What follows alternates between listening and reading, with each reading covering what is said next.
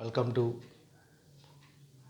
ABN and PR Degree College Kovuru online classes.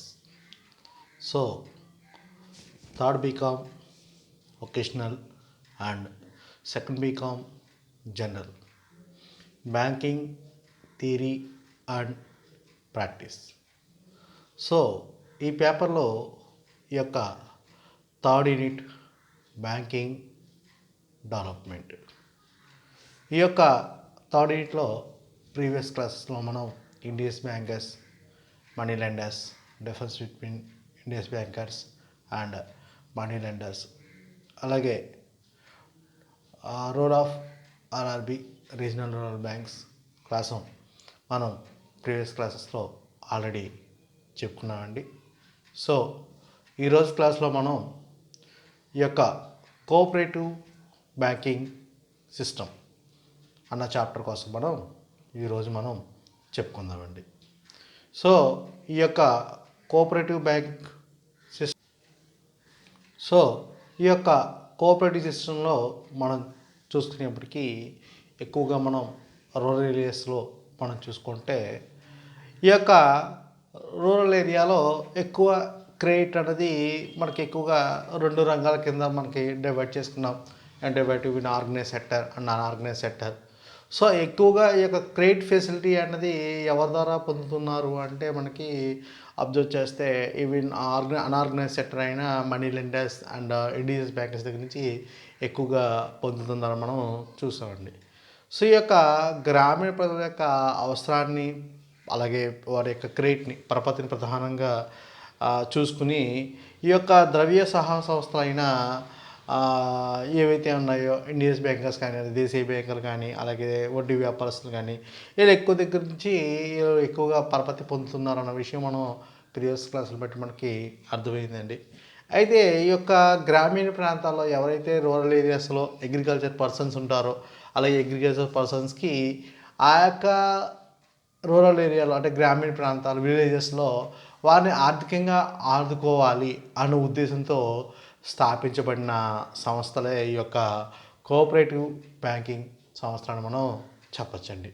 So ఇది ఏంటంటే each for all and all for each.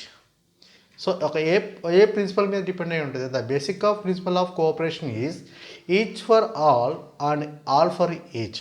So అందరి కోసం ఒకరు, ఒకరి కోసం అందరు. సో అందరి కోసం ఒకరు, ఒకరి కోసం అందరూ అన్న ప్రిన్సిపల్ మీద డిపెండ్ అయ్యి ఈ యొక్క కోఆపరేటివ్ సిస్టమ్ అన్నది రన్ అవుతూ ఉంటుందండి. అయితే ఈ యొక్క సహకార సంస్థల యొక్క అర్థం మనం చూసుకునేప్పటికీ సహకార బ్యాంకులు అంటే ఒక జీవన విధానం అండి. కోఆపరేటివ్ బ్యాంక్ సిస్టమ్ అనేది ఒక జీవన విధానం. అయితే సహకార సూత్రాల మీద బ్యాంకింగ్ వ్యాపారం చేసే సంస్థలనే సహకార బ్యాంకులు అంటారండి. ఏవైతే ఈ యొక్క సహకార సూత్రాలు ఉంటాయో వాటి మీద బ్యాంకింగ్ వ్యాపారం చేసే సంస్థలు ఏవైతే ఉంటాయో వాటినే సహకార బ్యాంకులు అని అంటారండి. అయితే ఇవి ఇతర బ్యాంకు వలె ఈ తరహా బ్యాంకులు కూడా సహకార బ్యాంకులను వాటాలు జారీ చేసి మూలధనాన్ని సేకరిస్తూ ఉంటాయండి. అంటే క్యాపిటల్ ఫండ్ అనేది ఇష్యూ ఆఫ్ షేర్స్ కింద ఇష్యూ షేర్స్ చేసి వాటి ద్వారా ఆ క్యాపిటల్ అమౌంట్ని గెయిన్ చేసి వాటి ద్వారా ఈ యొక్క బ్యాంకింగ్ వ్యాపారాన్ని నిర్వహిస్తూ ఉంటుంది. అయితే ఇవి కూడా expecting deposits and lending loans. So ప్రజల వద్ద నుండి డిపాజిట్ను అంగీకరించి అవసరమైన వారికి రుణాల రూపంలో అందజేస్తూ ఉంటాయండి. అయితే మనకి in the words of H. Calvert, cooperation then is a form of organization wherein person voluntary associate interest.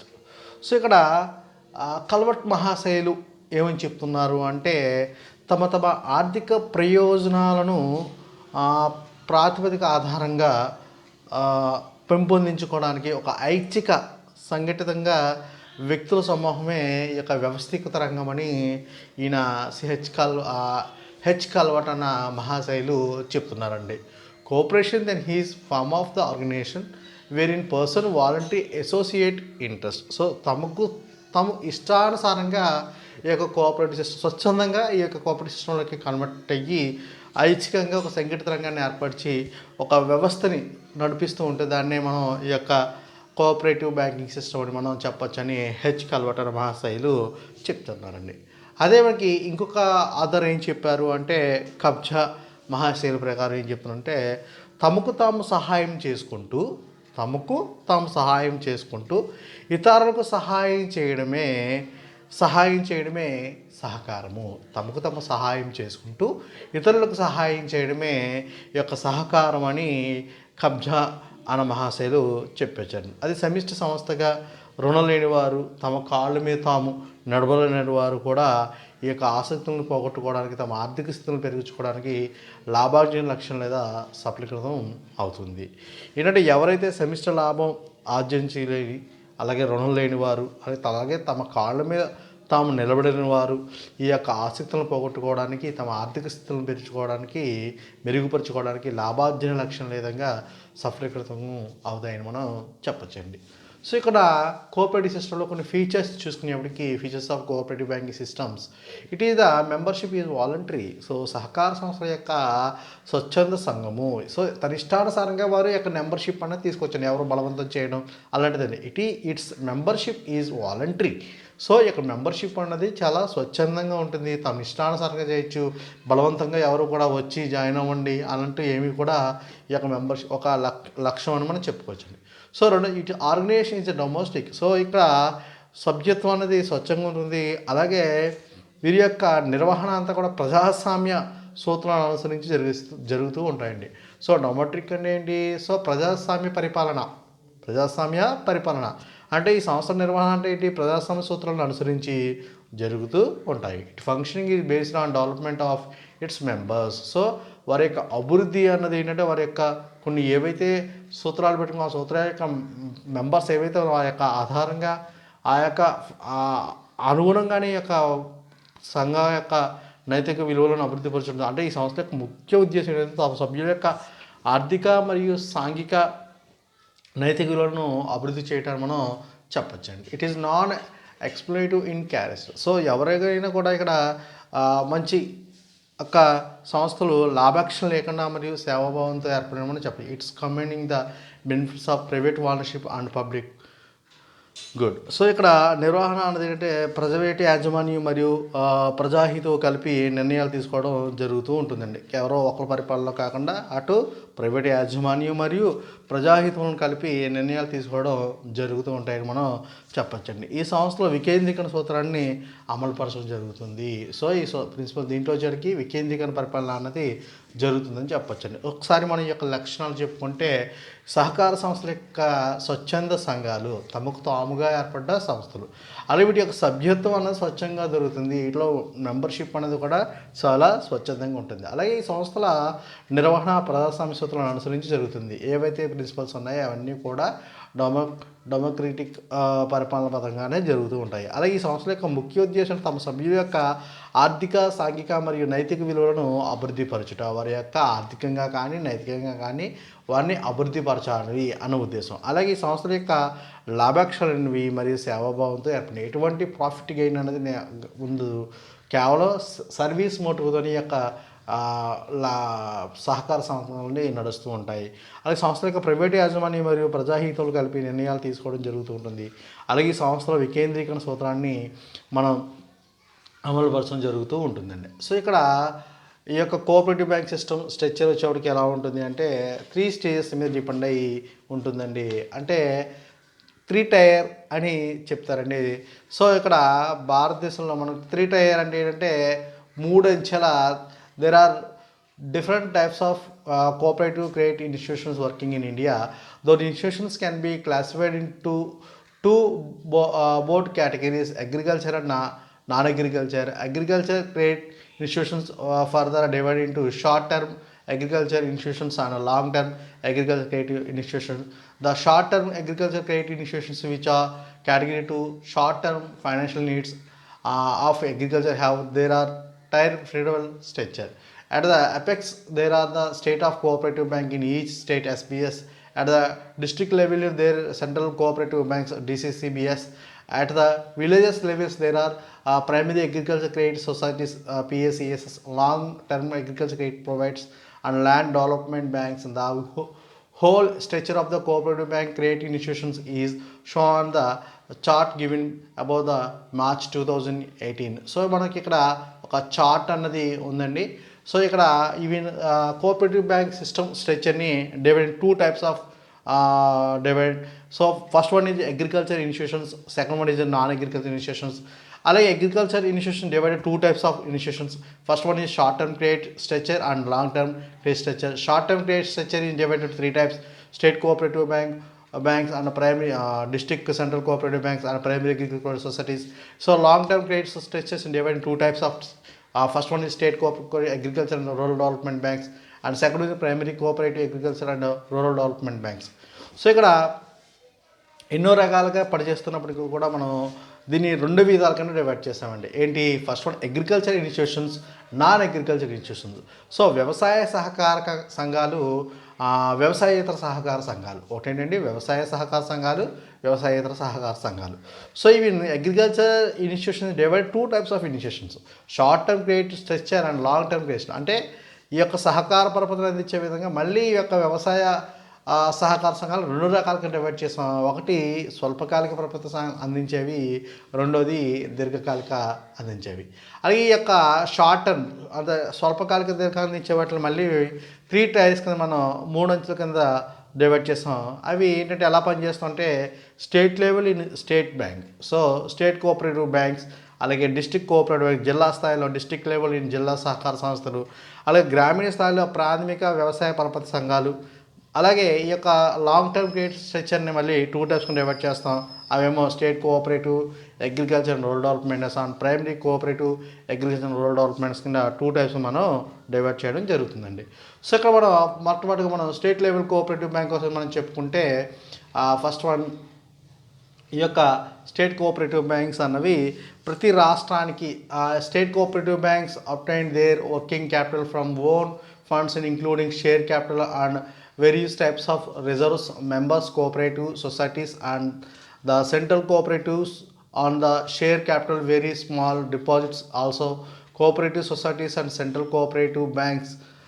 The remaining deposits come the individual local bodies and other borrowing state cooperative banks, or mainly from the reserve bank of and remaining from the state government and others. So ikkada మనం first one discuss చేసుకునేది state cooperative banks. అసలు first one మనం state cooperative bank ఏంటంటే మనం first one చెప్పుకోవాలండి. So state cooperative రాష్ట్ర సహకార బ్యాంకులు అంటే ప్రతి రాష్ట్రానికి కూడా సహకార బ్యాంకులు ఒకటి ఉంటుందండి. దీనిలో ఏంటంటే అన్ని జిల్లా కేంద్ర బ్యాంకులు కూడా సభ్యులు ఎవరైతే ఉంటారో ఆ సభ్యులు అన్నవారు దీంట్లో సభ్యులుగా ఉంటారండి. ఎవరైతే మెంబర్స్ ఉంటారో స్టేట్ లెవెల్ కోఆపరేటివ్ బ్యాంక్స్ సంబంధించి ఎవరైతే ఉంటారో వాళ్ళందరూ కూడా దీంట్లో మెంబర్స్ కింద ఉంటారండి. డిస్ట్రిక్ట్ లెవెల్ కోఆపరేటివ్ బ్యాంక్స్లో ఉన్న మెంబర్స్ ఎవరైతే ఉంటారో వాళ్ళందరూ కూడా దీంట్లో మెంబర్స్ కింద ఉంటారండి. అలాగే ఇతరులు కూడా దీంట్లో జాయిన్ అవ్వచ్చండి. దీని యొక్క ఉన్నత స్థాయి అంట బట్టి శిఖరాగ్ర స్థాయి బ్యాంక్ అని మనం చెప్పచ్చు, ఎపెక్స్ స్టేజ్ బ్యాంక్ మనం ఈ యొక్క స్టేట్ కోఆపరేటివ్ బ్యాంక్ మనం చెప్పచ్చండి. ఒకసారి మళ్ళీ చెప్తున్నానండి, రాష్ట్ర స్థాయి కోఆపరేటివ్ బ్యాంక్ అంటే ఎవరైతే ప్రతి రాష్ట్రానికి రాష్ట్ర సహకార బ్యాంకు ఒకటి ఉంటుందండి. సో దీనిలో అన్ని జిల్లా కేంద్ర సహకార బ్యాంకుల యొక్క సభ్యులు కూడా సభ్యులుగా ఉంటారండి. సో ఏదైతే డిస్ట్రిక్ట్ కోఆపరేటివ్ బ్యాంక్ మెంబర్స్ అయితే ఉన్నారో ఆ యొక్క మెంబర్స్ అందరూ కూడా దీంట్లో మెంబర్స్ కింద ఉంటారండి. సో ఈ యొక్క స్థాయిని బట్టి దీని ఏంటంటే apex stage cooperative bank, so శిఖరాగ్ర స్థాయి కోఆపరేటివ్ బ్యాంక్ అని ఇక్కడ చెప్పడం జరుగుతుందండి. సో ఈ యొక్క మూలధనం చూసుకునేప్పటికీ ఈ యొక్క మూలధనం ఎలా సమకూరుతుంది అంటే మూలధనం ఎలా సమకూరుతుంది అంటే స్టేట్ కోఆపరేటివ్ బ్యాంక్ వచ్చేప్పటికి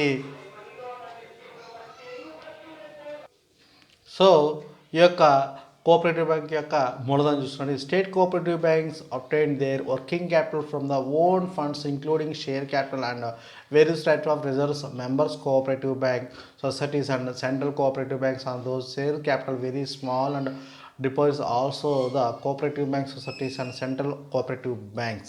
సో ఇక్కడికి వచ్చేటికి ఈ యొక్క రాష్ట్ర సహకార బ్యాంకుల యొక్క తమ యొక్క అవసరాలను ప్రస్తుత మూలధనాన్ని సొంత నీళ్ళు ఓన్ ఫండ్స్ అలాగే మూలధన డిపాజిట్లు అనగా ఏంటంటే ఏవైతే కోఆపరేటివ్ బ్యాంక్స్ ఉంటాయో అంటే ప్రాథమిక సంఘాలు ఉంటాయో అలాగే స్టేట్ కోఆపరేటివ్ బ్యాంక్ ఏదైతే డిస్ట్రిక్ట్ కోఆపరేటివ్ బ్యాంక్ ఏదైతే ఉందో ఆ డిస్ట్రిక్ట్ కోఆపరేటివ్ బ్యాంక్ అలాగే అదర్ పర్సన్స్ దగ్గర నుంచి వీరు కొన్ని అలాగే నాబోర్డ్ నుంచి తెచ్చుకున్న కొన్ని ఫండ్స్ ద్వారా ఈ యొక్క సహకార బ్యాంకుల యొక్క మూలధనం సమకూరుతూ ఉంటుందండి. అలాగే వ్యాపార సంస్థల అవసరం గురించి మొత్తం నాబోర్డ్ నుంచి దగ్గరగా 50% ఆఫ్ అమౌంట్ అనేది ఈ యొక్క నాబోర్డ్ అనేది ప్రొవైడ్ చేస్తూ ఉంటుందండి. అలాగే ఈ యొక్క ఫంక్షన్స్ అండ్ ఆర్గనైజేషన్ చూసుకున్నట్టుగా state cooperative banks are apex institution in the 3-tier cooperative credit structure operating at the state level. So state cooperative banks అనేది శిఖరాగ్ర స్థాయి యొక్క ఇన్స్టిట్యూషన్. ఇది 3 అంచెల స్థాయిలో ఈ యొక్క కోఆపరేటివ్ బ్యాంక్ అనేది పనిచేస్తూ ఉంటుందండి. Every state has a state cooperative banks SCBs banks. ప్రతి రాష్ట్ర స్థాయిలో కూడా ఒక రాష్ట్ర స్థాయి కోఆపరేటివ్ బ్యాంక్ అని ఉందండి. SCBs state cooperative banks occupy a unique position in the cooperative credit structure because of their functions of the finance, control and supervising the central cooperative banks and those them the primary credit societies. So ఏవైతే every state cooperative banks SBS occupy unique position of the cooperative credit structure ఒక మంచి స్థాయిలో ఒక శిఖరాగ్ర స్థాయిలో పనిచేస్తుంటాయని తమ విధులని ఆర్థికపరమైన విధులని కూడా కింద అలాగే వాటి యొక్క పరిపాలన అంతా కూడా కింద విధులని కింద ఇతర బ్యాంకులు ఏవైతే డిస్ట్రిక్ట్ కోఆపరేటివ్ బ్యాంక్స్ అవ్వచ్చు లేకపోతే ప్రైమరీ కోఆపరేటివ్ బ్యాంక్స్ అవ్వచ్చు వాటన్నిటిని కూడా పర్యవేక్షణ చేస్తూ సూపర్వైజింగ్ చేస్తూ వాటిని కంట్రోల్ చేస్తూ ఉంటుంది. రాష్ట్ర స్థాయిలో ఇవి పనిచేస్తూ ఉంటుంది the primary credit societies. So ఈ యొక్క ప్రాథమిక స్థాయి బ్యాంకులు వాటిని కూడా కంట్రోల్ చేస్తూ ఉంటుందండి. సో ఈ యొక్క చూసుకునేప్పటికి విధులు చూసుకునేప్పటికి ఇంకా మనం చెప్పుకుంటే నాబార్డు మరియు సహకార బ్యాంకు వ్యవస్థ మధ్య వారధిలా పనిచేస్తూ ఉంటుందండి. So one of the medium అంటే ఎవరైతే నాబార్డు స్థాయి బ్యాంక్ ఉందో ఆ నాబార్డు స్థాయి బ్యాంకులకి నాబార్డుకి మరియు సహకార బ్యాంకింగ్ వ్యవస్థకి మధ్య ఒక వారధిగా పనిచేస్తుంది. ఇందువల్ల ఇది ఒక ఎపెక్స్ స్టేజ్లో ఒక శిఖరాగ్ర స్థాయిలో ఉంది కాబట్టి ఆ విధంగా పనిచేస్తుందండి. అలాగే ఏవైతే మిగులు నిధులు ఉంటాయో సహకార బ్యాంకు తమ మిగులు మొత్తాన్ని అవసరం గల ఇతర కేంద్ర సహకార బ్యాంకులు రుణాల రూపంలో అందించవలసిన కోరుతూ ఉంటుందండి. డిస్ట్రిక్ట్ కోఆపరేటివ్ బ్యాంక్స్ ఏవైతే ఉంటాయో ఆ నిధుల ద్వారా ఈ యొక్క అవసరాలని తీరుస్తూ ఉంటుందండి. అలాగే కేంద్ర సహకార బ్యాంకుల అవసరాలను పరపతిని అందజేయడం మరియు పర్యవేక్షణ చేయడం మొదలగు విధులు కూడా నిర్వహిస్తుంది. లాస్ట్లో మనం చెప్పుకున్నాం control supervising the central cooperative banks అంటారు those then the primary credit societies. ఏదైతే ప్రాథమిక కోఆపరేటివ్ బ్యాంక్ కానీ కేంద్ర సహకార బ్యాంకులు ఏదైనా వాటిని పర్యవేక్షణ మరియు వాటి యొక్క విధులని నియంత్రణ పర్యవేక్షణ చేయడం మొదలు విధులన్నీ కూడా నిర్వహిస్తూ ఉంటుందని మనం చెప్పొచ్చండి. అలాగే loans and advances. State cooperative banks are mainly interested in providing loans and advance to the cooperative society. More than 95% loans are given are for the agriculture purpose. So ఎక్కువగా మనం చూసుకునేప్పుడు దగ్గరగా ఎక్కువ శాతం రుణాలు అగ్రికల్చర్ పర్పస్ వ్యవసాయ పరంగా రుణాలు మాత్రమే ఎక్కువగా మంజూరు చేస్తూ ఉంటాయండి. అంటే సహకార సంఘాలకు అందించడానికి ఎక్కువగా ఆసక్తిని కూడా కనబరుస్తూ ఉంటాయండి. So state cooperative banks are mainly interested in providing loans and advance to cooperative society. ఏవైతే సహకార సంఘాలు ఉన్నాయో ఆ సహకార సంఘాలకే ఎక్కువగా లోన్ ఇవ్వడానికి ఇంట్రెస్ట్ చూపిస్తూ ఉంటాయి, శ్రద్ధ వహిస్తూ ఉంటాయండి. దగ్గర 90% రుణాలు ఎక్కువగా ఏంటంటే అగ్రికల్చర్ పర్పస్ మాత్రమే ఇస్తూ ఉంటాయండి. అంటే మొత్తం రుణాలు దగ్గర 98% సహకార సంఘాలకు మాత్రమే అందజేయడంలో దాంట్లో దగ్గరగా చూసుకునేప్పటికి మనకి 75% ఆఫ్ ఏమో స్వల్పకాలిక రుణాలు, అలాగే ఎక్కువ శాతం రుణాలు చూసుకునేప్పటికీ వ్యవసాయ అవసరాలు మొత్తం అంటే చూసుకున్నాక 94% ఆఫ్ అమౌంట్ అనేది ఎక్కువగా వ్యవసాయ పరత అవసరాలకు మాత్రమే ఈ యొక్క రుణాలు అనేవి మంజూరు చేస్తూ ఉంటాయండి. సో రుణాల అడ్వాన్స్ చూసుకున్నప్పటికీ ఎక్కువగా సహకార సంఘాలకే రుణాలు మంజూరు చేస్తూ ఉంటాయి. దాంట్లో దగ్గర చూసుకునేప్పటికీ ఎక్కువగా వ్యవసాయకు సంబంధించిన రుణాలు మాత్రం అందజేస్తూ ఉంటాయండి. 95% ఇచ్చే రుణాలు 100% చూసుకుంటే దాంట్లో 95% అంతా కూడా అగ్రికల్చర్ పర్పస్ ఇచ్చే రుణాల్లోనే ఉంటాయని మనం చెప్పవచ్చండి. సో తర్వాత వచ్చేటికి డిస్ట్రిక్ట్ కోఆపరేటివ్ బ్యాంక్ సహకార జిల్లా కేంద్ర సహకార బ్యాంకు అంటారు తెలుగులో.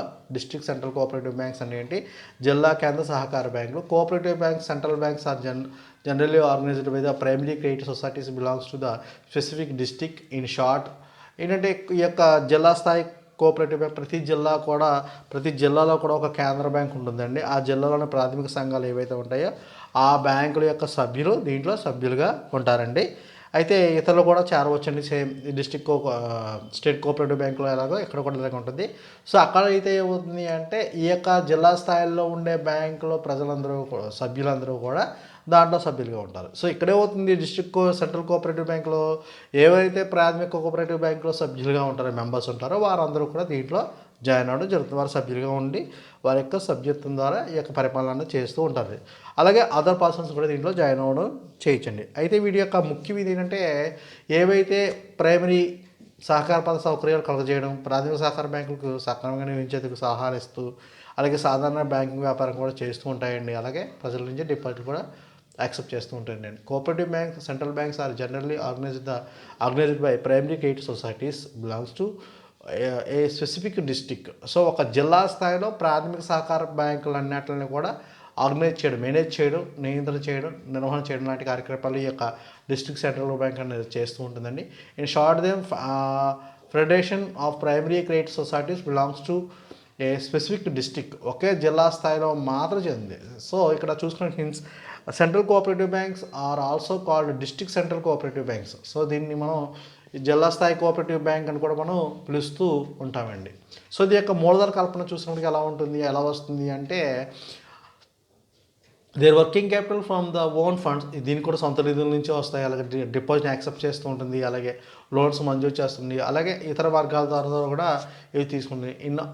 In the own funds on the major part in constitution of the share capital contribution to the cooperative societies and state government, and in made up reserve deposits mobilization by the central cooperative banks varies from the state to state. So ఇక్కడ చూసుకుంటే కేంద్ర సహకార బ్యాంకులు తమకు అవసరమైన మూలధనం, సొంత నిధులు, అలాగే ప్రజల డిపాజిట్లు, అలాగే రుణాలు మరియు ఇతర అడ్వాన్సుల ద్వారా సమకూర్చుకుంటూ ఉంటాయండి. అయితే ఇవి రుణాలు ఎక్కువగా భారతీయ రిజర్వ్ బ్యాంక్ ఆఫ్ ఇండియా దగ్గర నుంచి ఎక్కువగా తీసుకుంటూ, అలాగే నాబార్డ్ మరియు భారతీయ స్టేట్ బ్యాంక్ నుండి ఎక్కువగా పొందుతూ ఉంటారని మనం చెప్పచ్చండి. సొంత నిధులే కాకుండా ఇలా కూడా పొందుతూ ఉంటారు.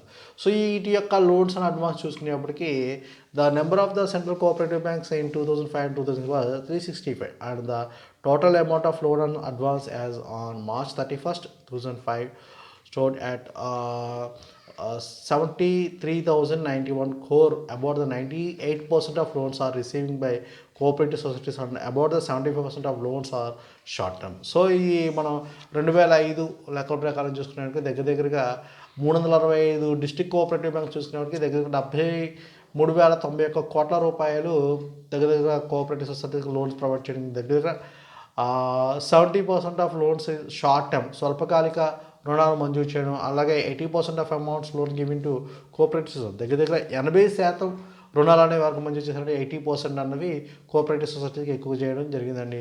అలాగే remaining giving against government of other the securities, అలాగే ఏవైతే కోఆపరేటివ్ బ్యాంక్స్ ఉంటాయి ఆ యొక్క బ్యాంక్ సెక్యూరిటీస్ వాటి మీద కూడా ఇలా రుణాలు మంజూరు చేయడం కూడా జరిగిందండి. కేంద్ర సహకార బ్యాంకులు అవసరమైనప్పుడు జిల్లా సహకార బ్యాంకులు, అలాగే రాష్ట్ర సహకార బ్యాంకుల నుండి రుణాలు పొందుతూ ఉంటాయండి.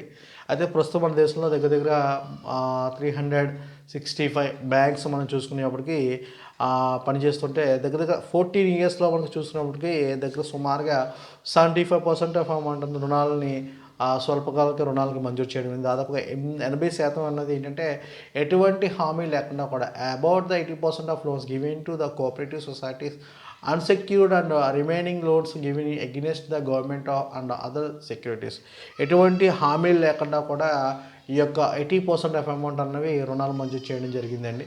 అలాగే థర్డ్ మనం చూసుకుంటే ప్రైమరీ అగ్రికల్చర్ క్రెడిట్ సొసైటీస్, ప్రాథమిక సహకార సంఘాలండి. సో 3 అంచెల సహకార వ్యవస్థ చూసుకునేప్పటికీ ఇది మనకి సంఘాలు చూసుకునేప్పటికీ గ్రామీణ స్థాయిలో, ప్రాథమిక స్థాయిలో, తృతీయ స్థాయిలో ఉందని మనం చెప్పొచ్చండి.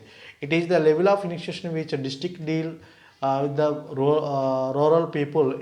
It encouraging the saving from them gives loans to the need borrowing and collect to the repayments. It serves to at the last link between ultimate borrowers, so that the rural people on the one hand and the higher agencies Central Cooperative Bank, State Cooperative Banks, and Reserve Bank of India.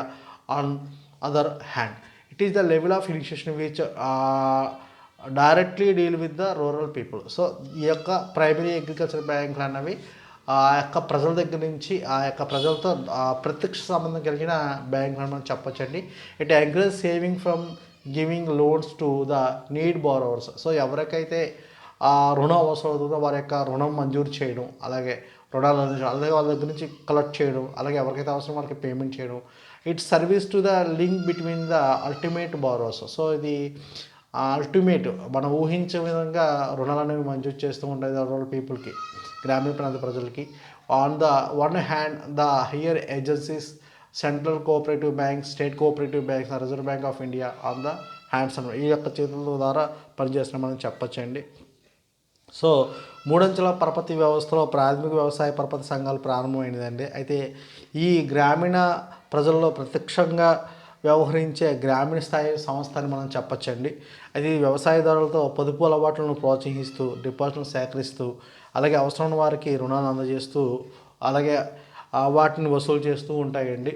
అలాగే ఇది గ్రామీణ రుణ సేకరణదారులకు, పై అధికారులకు, అలాగే కేంద్ర సహకార బ్యాంకులకు, రాష్ట్ర సహకార బ్యాంకు, అలాగే భారతీయ రిజర్వ్ బ్యాంకు మధ్య ఒక వారధిలో వ్యవహరిస్తూ ఉంటుందండి. మనం స్టేట్ కోఆపరేటివ్ బ్యాంక్ చెప్పుకున్నప్పుడు నాబార్డ్కి సహకార సంస్థకి మధ్య వారధిలో పనిచేస్తుందని చెప్పుకున్నాం.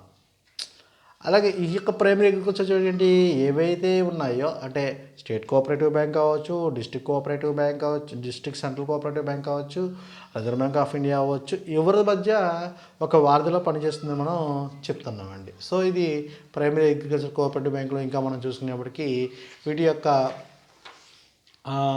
ఎలాగ ఏర్పడుతుంది ఈ యొక్క బ్యాంకు అనేది మనం చూసుకున్నట్టే, సో ఈ యొక్క 10 మంది అంతకంటే ఎక్కువ మంది ఉన్న ఒకే గ్రామానికి చెందిన సభ్యత్వ రుసుము చెల్లించి సభ్యత్వం స్వీకరించి సంస్థ రుణాలకు అపరితమైన రుణబాధ్యత వహిస్తూ ఉంటారు. ప్రాథమిక సహకార సంస్థల యొక్క సభ్యత్వం మాత్రమే సంస్థ పరపతికి అర్హులు అని, సంస్థకు స్వల్పకాలిక రుణాలు మాత్రమే అందజేస్తూ ఉంటుందండి.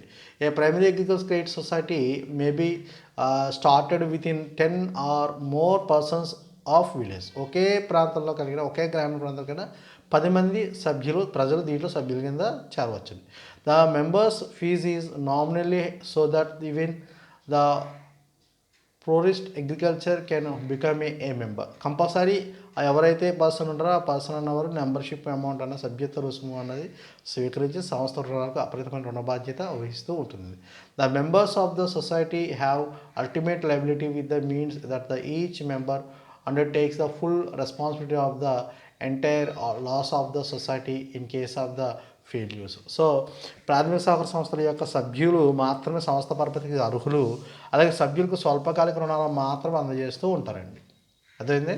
సో వీటి యొక్క క్యాపిటల్ ఫండ్ వచ్చేటికి ఎలా ఉంటుంది, మూలధన సమర్పణ చూసినట్టుగా ఎలా ఉంటుంది అంటే, the working capital of the PSCS primary agriculture cooperative societies comes from the own funds cooperative comprised of share capital, membership fees and reserve funds. Deposits received from the both members are non-membership borrowing are mainly from the central cooperative banks. ఈ యొక్క మూలధనం చూసిన సభ్యులు చెల్లించే మొత్తం మీద మాత్రమే కాక సభ్యులు చెల్లించే డిపాజిట్లు, అలాగే ఇతరులు చెల్లించే డిపాజిట్లు, సహకార బ్యాంకుల ప్రభుత్వం వద్ద నుండి రుణాలు మొదలైన వాటి వలన మూలధనం సమకూర్చుకుంటూ ఉంటుందండి. ఎలా వస్తుంది డిపాజిట్ అమౌంట్? మూలధనం అన్నది ఆ యొక్క సభ్యులు చెల్లించే మొత్తం, అది కాకుండా సభ్యులు డిపాజిట్ చేసే డిపాజిట్ అమౌంట్, అవి కాకుండా ఇతరులు చెల్లించే డిపాజిట్లు, అవి కాకుండా సహకార బ్యాంకు ప్రభుత్వం వద్ద నుండి రుణాలు మొదలైన వాటి ద్వారా ఇక మూలధనం సమకూర్చుకుంటూ ఉంటుంది. సో అలాగే వీటి యొక్క లోన్స్ అండ్ అడ్వాన్స్ చూసుకునేప్పటికి మనకి at the end of the June 1992 there were 88,000 of primary agriculture societies covering the more than 96% of central rural areas. దగ్గరగా 96% రూరల్ ఏరియాస్లో ఈ యొక్క కోఆపరేటివ్ బ్యాంక్స్ అనేవి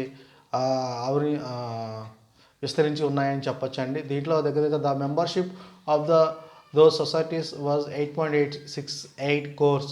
The however exits service problems of the overhead loan societies which have increased from the 6 crores in the 1950 to 51, 44 crores in 1960-61, and rupees 39,200 212 crores in 2005.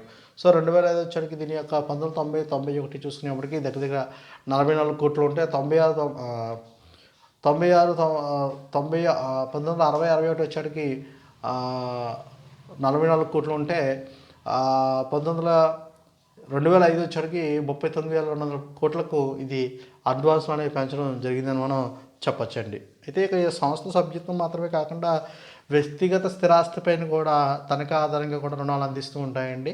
అయితే వీరి వసూలు చేసే వడ్డీ రేట్లు వివిధ రాష్ట్రాలు వేరువేరుగా స్థాయిలో ఉంటాయండి, ఒకే స్థాయిలో ఉండవు. అందువల్ల మనకి దగ్గర దగ్గర 1999 చూసుకునేప్పటికీ దగ్గర 92.450 450 సొసైటీస్ ఉంటాయి. దాంట్లో దగ్గరగా 96% of cooperative primary cooperative banks అనేవి ఉన్నాయని మనం చెప్పొచ్చండి. దగ్గర 10.16 కోర్స్ సభ్యత్వం కలిగి ఉన్నారని చెప్పొచ్చండి. అది 2009-2010 సంవత్సరం వచ్చేప్పటికి ఈ సంఘాల ద్వారా దగ్గర దగ్గరగా 76,938 కోట్ల రూపాయలు రుణాలు అందించారని మనం చెప్పొచ్చండి. సో ఇది 3 అంచెల స్థాయిలో చివరి స్థాయి మనం చెప్పొచ్చండి. సో తర్వాత వచ్చేటికి దీర్ఘకాలిక పరపతి సంఘాలు మనం చెప్పుకునేది ఇంకోటి ఏంటంటే state cooperative agriculture rural development banks. So దీన్నే ల్యాండ్ డెవలప్మెంట్ బ్యాంక్స్ అని కూడా చెప్తూ ఉంటారండి. సో ఇక్కడికి వచ్చేటికి రాష్ట్ర సహకార మరియు గ్రామీణాభివృద్ధి బ్యాంకులు మనం చూసుకునేప్పటికి వీటి యొక్క అంటే ఏంటంటే భారతదేశంలోని వ్యవసాయదారులు స్వల్పకాలిక రుణాలు సహకార పరపతి సంఘాల నుండి పొందితే దీర్ఘకాలిక రుణాలు భూమి అభివృద్ధి బ్యాంకుల నుండి పొందుతూ ఉంటారండి. అదేవిధంగా భారతదేశ వ్యవసాయదారులందరూ కూడా స్వల్పకాలిక రుణాలు సహకార పరపతి సంఘాల నుండి పొందుతూ ఉంటే దీర్ఘకాలిక రుణాలను భూమి అభివృద్ధి బ్యాంకుల నుండి పొందుతూ ఉంటారండి. ఈ దీర్ఘకాలిక రుణాలను బీడుపడిన భూములను అభివృద్ధి పరచడానికి, వ్యవసాయ అప్పులు తెచ్చడానికి మరియు వ్యవసాయ యంత్రాలను కొనుగోలు చేయడానికి ఉపయోగించడం జరుగుతూ ఉంటుందండి. The long term credit structure constitution of the state cooperative bank, agriculture rural development banks and primary cooperative agriculture rural development banks. In some state there are no primary land development banks but the branches of the state land development banks. The agriculture also need long term from making a permanent improvement in land for the repaying old debts for the purchasing agriculture machinery and other implementations. So ఇక్కడ long term loans అన్నవి ఇవ్వడానికి ఈ యొక్క state cooperative agriculture rural development అనేవి చేయడం జరిగిందండి.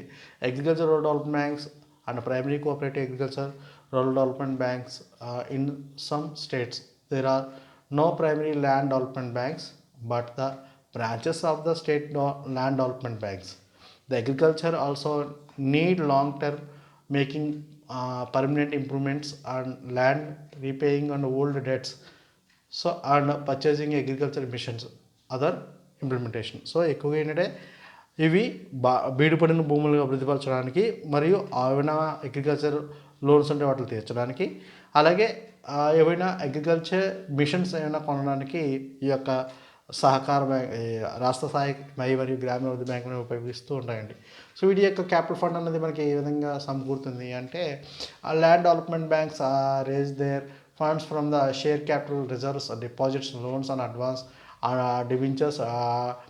debentures biggest source of the finance, though the debentures are subscribed by farmer institutions and other reserve bank of India. So వ్యవసాయ గ్రామీణ అభివృద్ధి బ్యాంక్ వచ్చరికి తమ మూలధనాన్ని వాటాలు జారీ చేయడం ద్వారా, రిజర్వ్ నిధుల ద్వారా, డిపాజిట్ల ద్వారా, రుణాలు మరియు అడ్వాన్సుల ద్వారా, డిబెంచర్ల ద్వారా సమకూర్చుకుంటూ ఉంటాయండి.